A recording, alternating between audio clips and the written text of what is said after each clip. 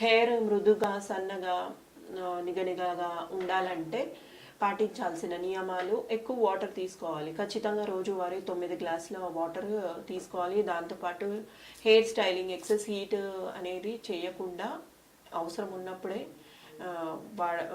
ఉపయోగం చేస్తూ మన హెయిర్ కేర్ చాలా ఇంపార్టెంట్. హెయిర్కి డైలీ మసాజ్ అనేది ఇంపార్టెంట్. ఆయిల్ అప్లికేషన్ అయితే వారానికి 2-3 సార్లు పెట్టాలి.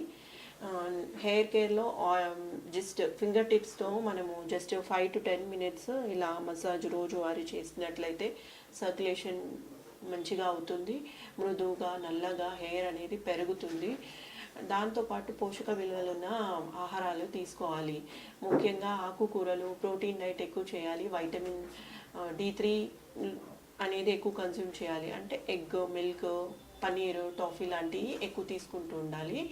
పప్పు కూడా, దాల్ అనేది కూడా ఎక్కువ కన్జ్యూమ్ చేయాలి. సోయా చంక్స్, సోయా మిల్క్ లాంటివి కూడా ఎక్కువ తీసుకోవాలి. మరియు సెలీనియము మనకి ఫిష్లో ఈజీగా అవైలబుల్, హెయిర్కి చాలా ఇంపార్టెంట్. సల్ఫర్ కూడా చాలా ఇంపార్టెంట్ మనకి.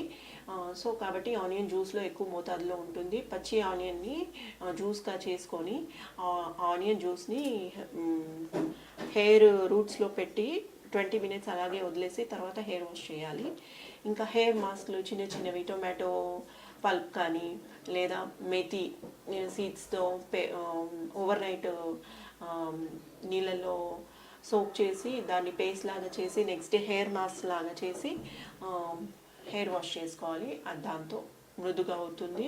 లేదా నార్మల్ ఎగ్ వైట్లో ప్రోటీన్ ఎక్కువ ఉంటుంది కాబట్టి ఎగ్ వైట్ అప్లై చేసి 20 minutes అలాగే ఉంచి హెయిర్ వాష్ చేసుకోవాలి.